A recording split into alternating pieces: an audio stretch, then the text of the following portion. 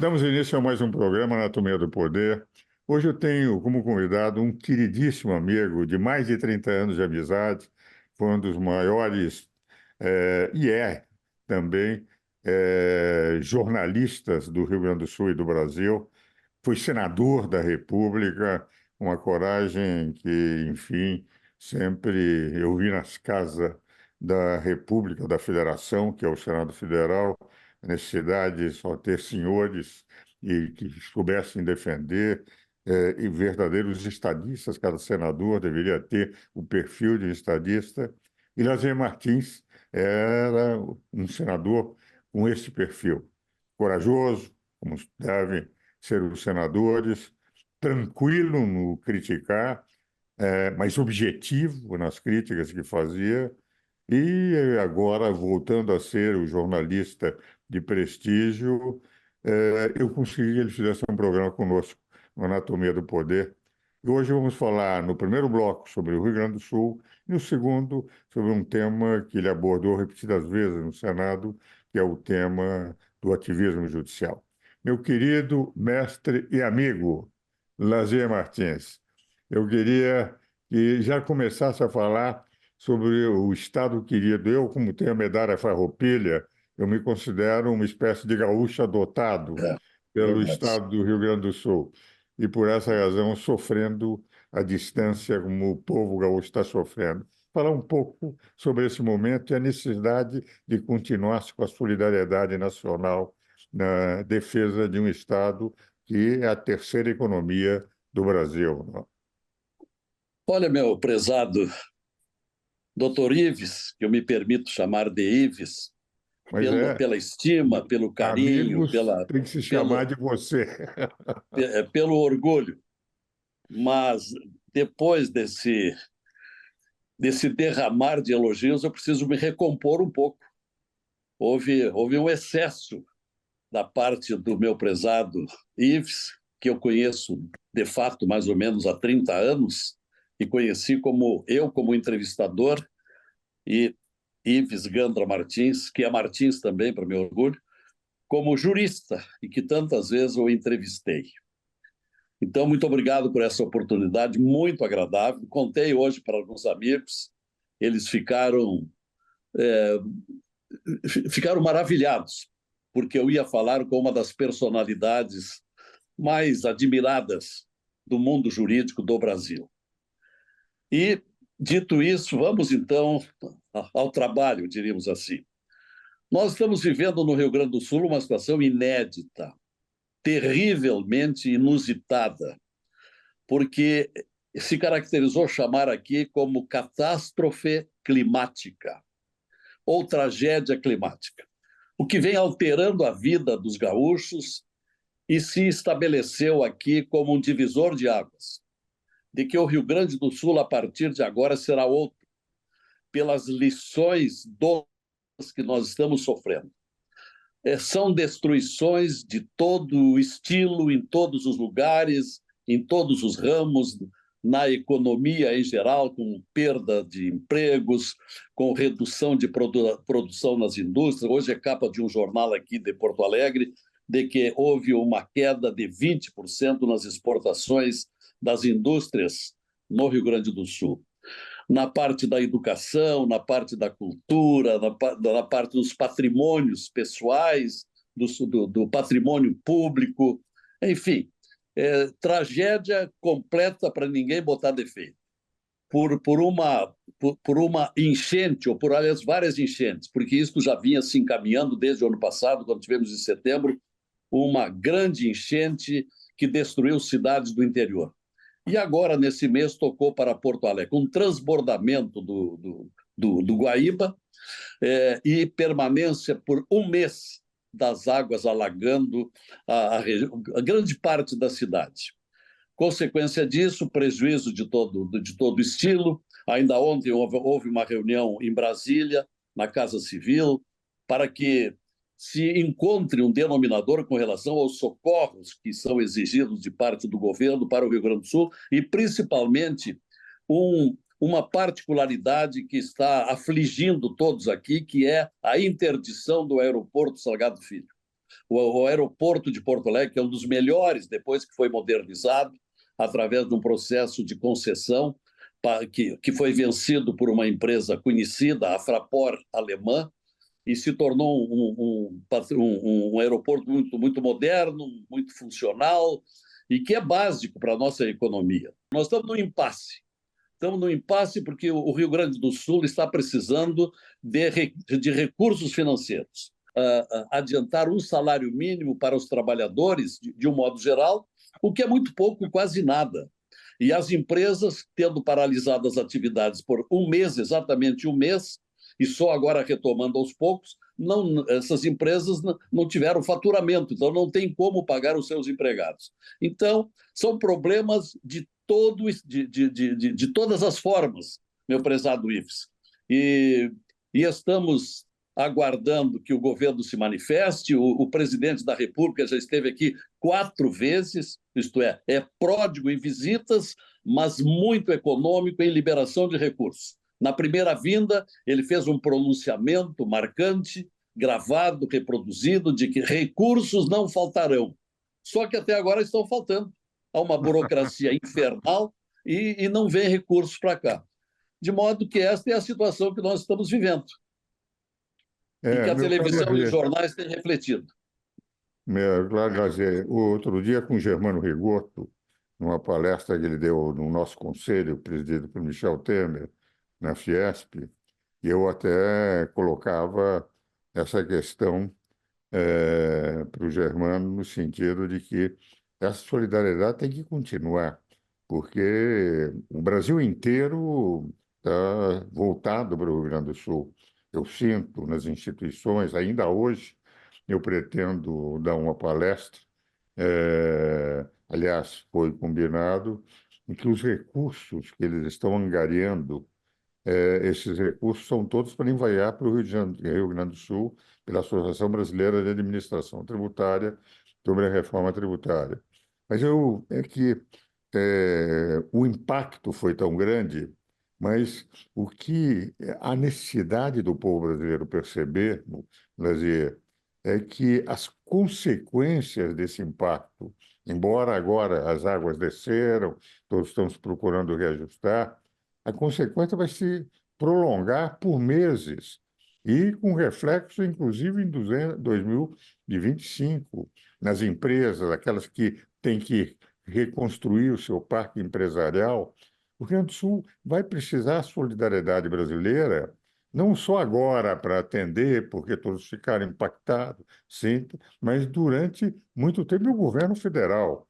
É evidente que é uma responsabilidade do governo federal. E, para isso, os recursos teriam que jorrar, muito mais importantes nesse momento, para preservar a terceira economia do Brasil, do que, enfim, outros projetos que podem aguardar mais tempo. Nisso, você, Lazier, tem toda a razão, que o governo, nós desejamos para o Rio Grande do Sul menos palavras e mais recursos. Hoje nós temos muitas palavras e poucos recursos por parte do governo federal. É verdade, é verdade. Até porque a nossa Constituição diz que o Brasil é uma república federativa de estados indissolúvel e que, portanto, como um Estado federado, nós somos um Estado que é filho da União, isto é, usando uma definição mais vulgar. Quer dizer, o Estado federal tem obrigação de socorrer esse Estado e não tem socorrido. Tem sido, vamos dizer assim, muito conversador. É muita demagogia, é muita promessa. E o que precisa vir para cá, nós estamos perdendo grande parte da safra. O Rio Grande do Sul é um estado agrícola. 40% da economia do Rio Grande do Sul depende da agricultura. Então, está se perdendo muito nesta área, né?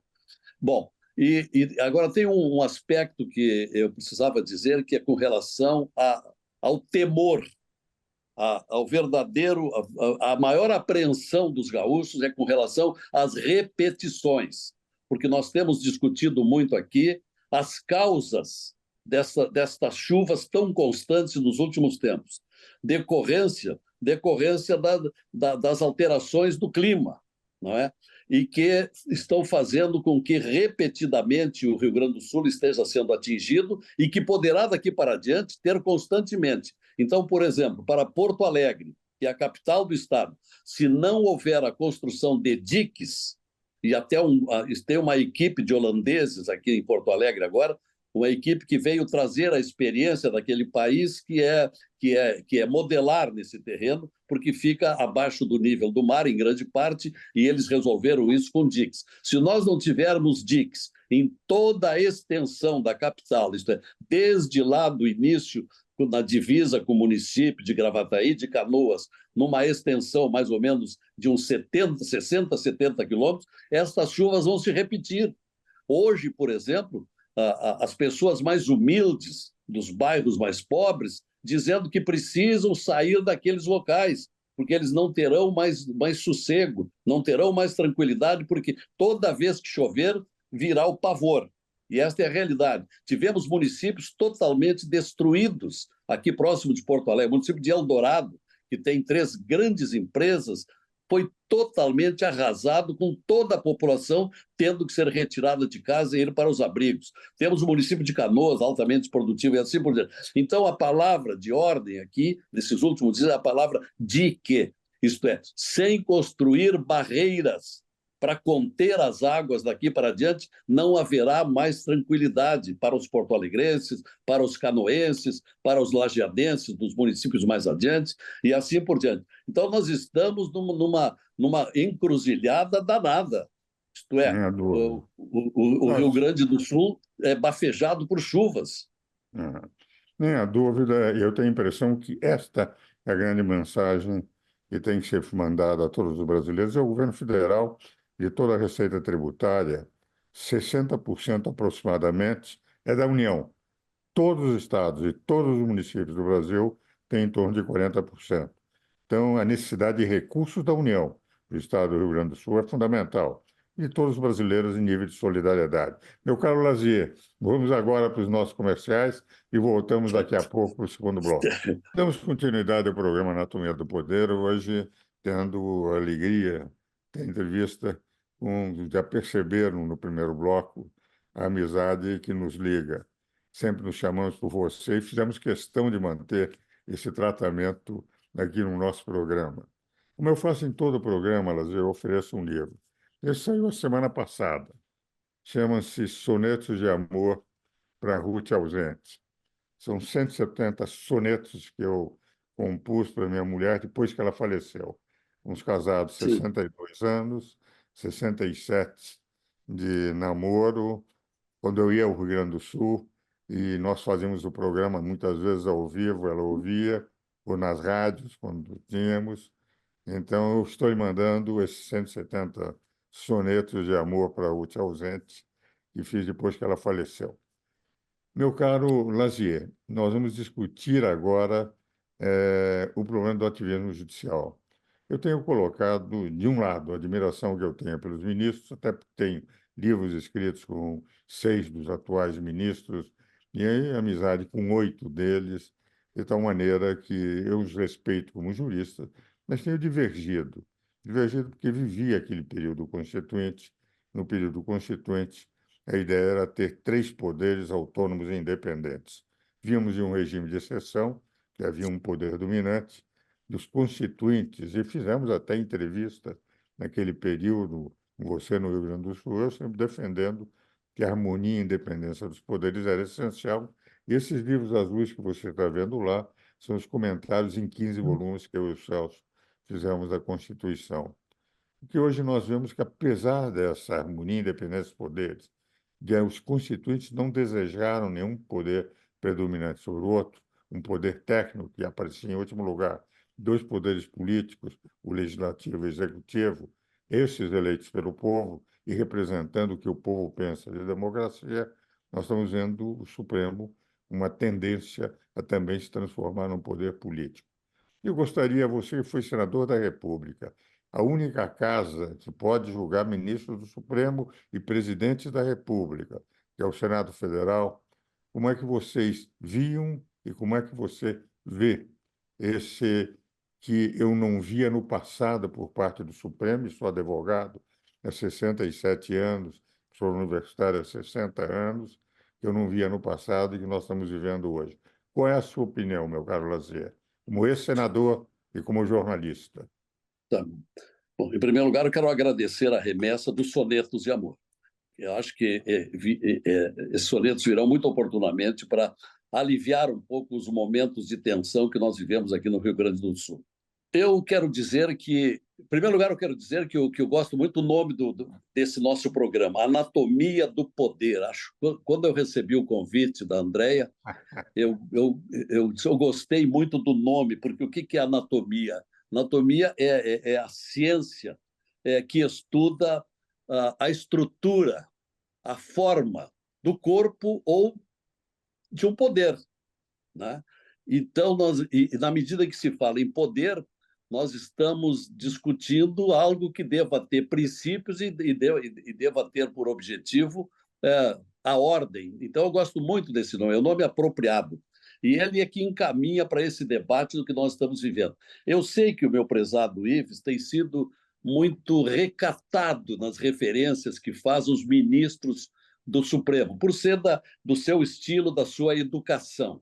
Mede muito as palavras, mas quem não tem essa mesma, vamos dizer, essa mesma relação, e ao contrário, muita indignação com os ministros do Supremo, eu tenho usado a minha condição de jornalista e de ex-parlamentar para dizer aquilo que eu vivi e aquilo que eu vi de perto no Congresso Nacional, de onde eu saí muito decepcionado.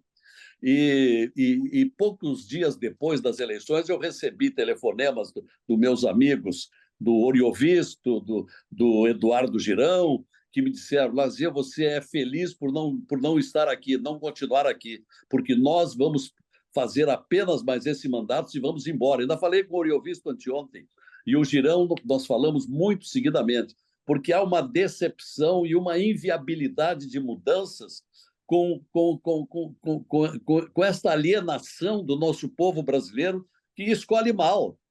Então, nós temos hoje um Congresso Nacional completamente deteriorado e que não se opõe a esse ativismo do Supremo Tribunal Federal, que foi aparelhado ao longo do tempo no governo Lula I, no governo Lula II, foi pouco aparelhado e a gente já previa que isso estava sendo encaminhado, e isso vem de longe.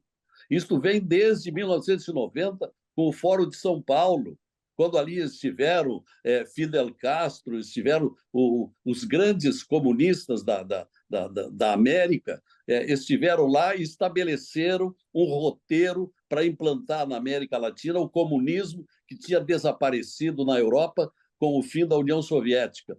E eles conseguiram já na Nicarágua, conseguiram em Cuba, na Venezuela, em parte no Equador, ora vai, ora muda, e aqui no Brasil. Então, na medida em que isso acontece, isto vai formando um conjunto, por enquanto, favorável a essa ideologia que se procura implantar. Menos mal que o presidente da República, toda vez que não tem um papel na mão, ele diz muita tolice.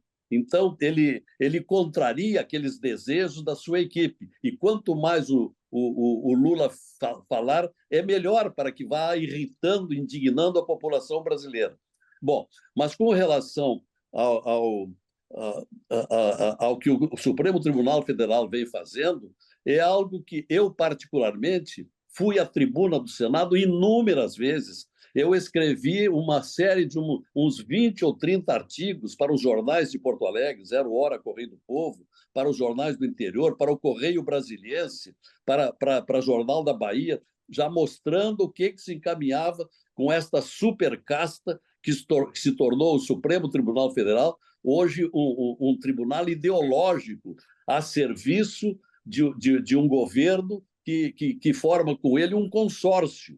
E é isso que está causando esse grande problema num encaminhamento imprevisível até agora. Eu não sei, o meu prezado Ives tem muito mais tempo de acompanhamento da política e a própria vivência como jurista do que está se descortinando para este Brasil lá adiante. Se vão conseguir implantar um socialismo comunista ou isto será interceptado antes que cheguem lá. Mas a verdade é que todos os elementos nesse sentido foram sendo colocados, e é o que nós temos hoje. Hoje nós temos um poder discricionário, autoritário, que não permite que determinadas pessoas digam o que devem, o que podem, tem dado processos, tem dado bloqueio de contas, tem descumprimento da Constituição em vários dispositivos, a tal ponto que nós não estamos tendo mais plena liberdade de pensamento, liberdade de expressão, liberdade de imprensa, Ministério Público perdendo a sua autonomia e assim por diante. Isto é, nós estamos numa verdadeira barafunda política e jurídica provocada pelo Supremo Tribunal Federal. E, como jornalista, eu tenho combatido muito isso, eu tenho feito debates na emissora de rádio, a qual eu voltei depois de 30 e tantos anos, e nós temos debatido isso, mas sempre com muitas advertências de amigos, até mesmo de direção da empresa, de olha, de repente eles fecham a nossa emissora, eles bloqueiam participações, como vem acontecendo com a Jovem Pan, onde os mais críticos foram obrigatoriamente afastados pela Jovem Pan, que hoje desfruta de uma extraordinária audiência, mas teve que a emissora demitir aqueles comentaristas sob a ameaça de que, se não o fizesse, a emissora seria fechada.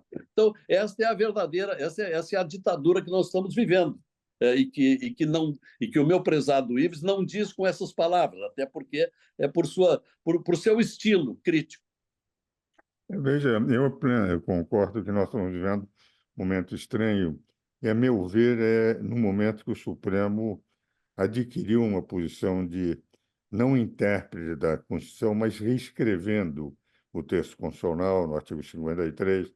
Ele, por exemplo, o Supremo, nem nas ações diretas de inconstitucionalidade por omissão, quando o Congresso é obrigado a fazer a lei e não faz, e eles declaram omissão no Congresso, eles podem legislar. É o que está no artigo 103, parágrafo 2º. O Congresso, por exemplo, o parlamentar é inviolável, o que diz o artigo 50, é inviolável por qualquer manifestação. O Supremo reescreveu, desde que não afete a lei de segurança, que é uma lei ordinária, prevalece sobre a segurança, o problema do flagrante perpétuo. Quer dizer, nós estamos tendo um reescrever da Constituição, e isto é que eu tenho contestado aos juristas, porque, como eu escrevi livro com eles e tenho citado, eu sei do valor deles.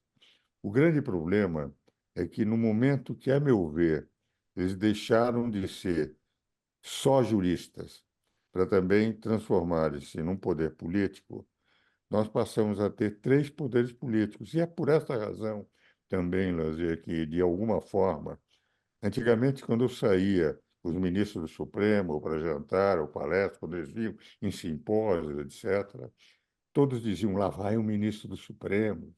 A admiração que causava. Sim. Hoje eles são obrigados a sair com segurança. E como eles Exato. passaram a ter manifestações políticas, a reação em relação a eles é que se faz em relação. Se eu sou favorável, eu aplaudo. Se eu sou contrário, eu critico, como se critica um político. No meu ver, esse é a grande dificuldade que nós estamos vivendo nesse momento. Mas, meu caro Lazier, eu quero cumprimentá-lo mais uma vez. Estamos chegando ao fim do programa. O programa, quando eu falo com um amigo como você, um jornalista do seu nível, o tempo é um verdadeiro inimigo no programa de televisão. Eu gostaria de ficar conversando sobre assuntos tão relevantes, mas queria agradecer muito a sua presença no nosso programa. Ora, E meu amigo Ives, eu é que fico lisonjeado em ser convidado para esse programa e desfrutar de um bate-papo com a personalidade que eu admiro há muitos anos. Não foi por acaso que eu o convidei tantas vezes para entrevista, pelas lições que nos transmitiu. Você é uma personalidade extraordinária e eu rezo pela sua saúde, porque demonstra uma potência, uma capacidade mental magnífica que eu gostaria de ter. Tenho me cuidado muito para para que pelo menos tenha essa capacidade. Não ainda a cultura que o meu prezado amigo tem, mas eu repito, fico muito distinguido com esse convite para participar e quero mais seguidamente acompanhá-lo. Até brevemente pretendo chamá-lo para mais uma vez falar aos gaúchos. Então, muito obrigado pela oportunidade, felicidades, cuide da saúde e continue compartilhando com os brasileiros todo esse seu preparo e essa sua cultura. E quem agradece sou eu, perceberam meus telespectadores como é um amigo. Os amigos, eles não conseguem ser imparciais, eles dizem o que diz o coração. Um grande abraço, meu querido Lazier, e Tá bom. meus queridos telespectadores. Eu os espero novamente no próximo domingo.